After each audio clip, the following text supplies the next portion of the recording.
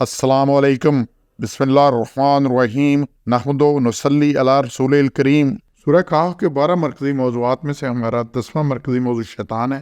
اس کے 4 ضمنی موضوعات ہیں، جس میں سے پہلا ہے حکم عدولی اور دوسرا ہے ذات۔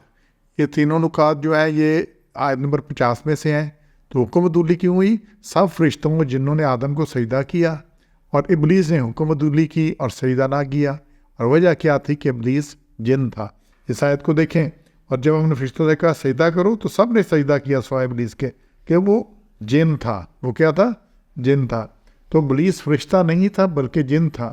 اللہ کی اطاعت کرنے نہ کرنے کا اختیار تھا، اور یہ اختیار صرف جنوں اور انسانوں کو دیا گیا ہے، اس لیے حساب بھی انہیں کا ہے اور جزا سزا بھی انہیں دونوں کو ہونی ہے، جنوں اور انسانوں کو۔ اس لیے تمام احکامات الہی اور اوامر و نواہی کے صرف جن اور انسان مکلف ہیں۔ ابلیس چونکہ جن ہونے کی وجہ سے حکم ماننے یا نہ ماننے کا اختیار رکھتا تھا، اس نے بوجہ غرور اور تکبر اپنے اختیار کا غلط طور پہ استعمال کیا اور حکم الہی سے نکل گیا، تسلیم ہی نہیں کیا اللہ کا حکم اور اکڑ گیا۔ تو سرداران قریش بھی تکبر و غرور کی وجہ سے بے کس مسلمانوں کو حقیر سمجھتے تھے، اور یہ بات حقیقت کے بالکل برعکس تھی، جیسے آدمی جنوں سے برتر تھا۔ تو یہی بات ابھی بھی ہے کہ اس وقت بھی تھوڑا جس کے پاس ہو دوسروں کو حقیر سمجھتا ہے اور پھر اس میں تکبر آ جاتا ہے۔ یہ بڑی اس میں کلیئر بات ہے۔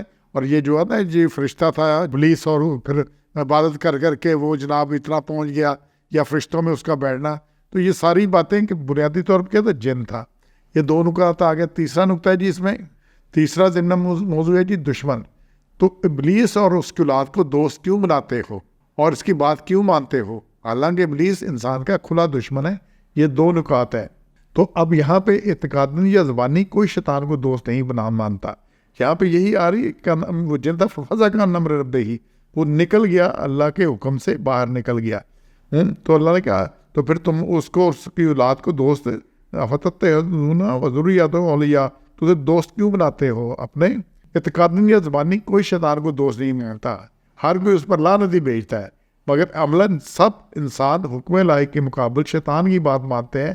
تو یہ شیطان کی پیروی ہے، کیونکہ اس نے نافرمانی اور سرکشی کی روش اختیار کی تھی۔ تو جو بھی سرکش ہے، جو بھی اس میں ہے نافرمان ہے، وہ شیطان کی ہے اور اس کے دوست بھی ہے۔ تو اس لیے یہاں پہ دیکھیں یہ کیا لفظ ہے؟ وہ فسق اس نے اختیار کیا، فاسق ہو گیا۔ فسق ہوتا ہے قانونی شریعت کی غاز سے نکل جانا، کھلم کھلا حکم کی خلاف ورزی کرنا۔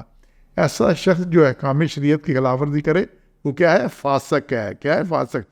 اب یہاں پہ یہ آ رہا ہے، اب اذان ہو رہی ہے، میں نہیں اٹھا، جھوٹ پتہ ہے، نہیں بولنا، حق کسی کا نہیں، وعدہ پورا، ہر کام جو غلط ہے وہ شیطانی کام ہے، وہ ابلیس کا کام ہے، دوزخ میں لے جانے والا ہے، اور فسق ہے، وہ اللہ کے حکم سے باہر نکل جاتا ہے۔ تو اللہ کا حکم ہے، تو یہ جو بھی نکل گیا وہ کیا ہے؟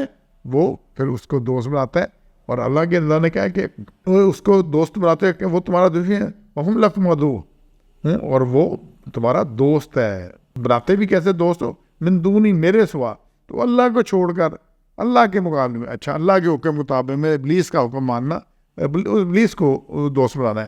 اور اسی میں سلسلہ ہے کہ سورہ مجادلہ 58 نمبر، اس کی آیت کو دیکھیں 19 نمبر کو، تو اس میں کیا، جو بھی اللہ کی یاد بلا دی شیطان نے ان کو، وہ لوگ ہیں جو شیطان کا گروہ ہیں، اور جو شیطان کا گروہ ہے وہی خراب ہوتے ہیں، جو گروہ ہے تو یہ خراب ہونے والے ہیں، یہی خرابی ہے۔ تو جو شیطان کی بات مانتا ہے وہ حزب الشیطان ہے، یہ لفظ اللہ نے یوز کیا ہے، ہم الخاسرون، اور وہی خسارے والے ہیں۔ یہ حزب الشیطان ہے، جو شیطان کی بات مانتا ہے وہ حزب الشیطان ہے۔ اور اسی میں اللہ نے آگے 22 نمبر آیت میں کہا ہے کہ جو اللہ کی بات مانتے ہیں وہ کیا، اولئک کا حزب اللہ، وہ اللہ کا گروہ ہے۔ اب اور پھر وہی ہم المفلحون، فلاح پانے والے ہیں، وہی کامیاب ہیں، وہی جنت میں جانے والے ہیں۔ اب میں نے دیکھنا ہے ہر کام میں شیطان میں، حزب الشیطان میں ہوں یا حزب اللہ میں ہوں۔ تو بات یہ ہے کہ اگر میں کام شیطان والے کروں گا اور سمجھو حزب اللہ، تو یہ کام نہیں ہونا۔ یہ سورہ 58 نمبر ہے، اس کے دیکھیے یہ آتے 4-5، اس میں بڑی کلیئر بات آئی ہے، حزب الشیطان اور حزب اللہ۔ تو جو بھی اس کو دوست بناتا ہے اللہ کا کھلا دشمن ہے، تو وہ اس کے ساتھ ہے۔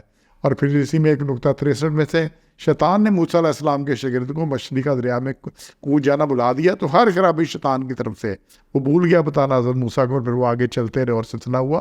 تو یہ سلسلہ بڑا کلیئر ہے یہاں پہ۔ تو پھر چوتھا ضمنی موضوع ہے کہا ماننے والے۔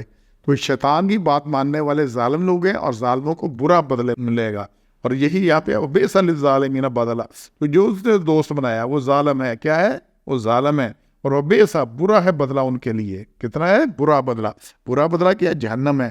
اب اس کے بعد بھی حزب الشیطان میں رہے، اس کی بات مانے، اور ہر ایک کو پتہ ہے کیا غلط ہے کیا ٹھیک ہے. میں روز یہ کی بات کرتا ہوں اسی پہ ہوں کہ کس کو نہیں پتا کہ کیا ٹھیک ہے کیا غلط ہے، کیا کچھ ہے، کیا حکم ہے، کیا منع ہے، کیا حلال ہے، کیا حرام ہے، کیا نہیں پتا اس کس کو. ٹھیک ہے نا. اس کے بعد پھر کیا، جب بھی غلط کام کرتے ہیں تو شیطان کا کام ہے، یہ شیطانی کام ہے، یہ حزب الشیطان میں ہے. اور جب ٹھیک کام کرتے ہیں اس کے مقابلے میں کھڑے ہوتے ہیں، اور ٹھیک کام جب کرنا ہے تو حق کی قیمت دینی پڑنی ہے. یہ نہیں ہونا کہ حق کیسے ہی آ جاتا ہے. اب ملاوٹ والا دودھ لے لیں اور صحیح دودھ لینے کو ریٹ میں فرق ہے کہ نہیں؟ اچھا صحیح دودھ لینے والوں کو صبح صبح جا کے بھینسوں سے خود جا کے لینا پڑتا ہے، کیا کیا کچھ کشٹ کرنا پڑتا ہے.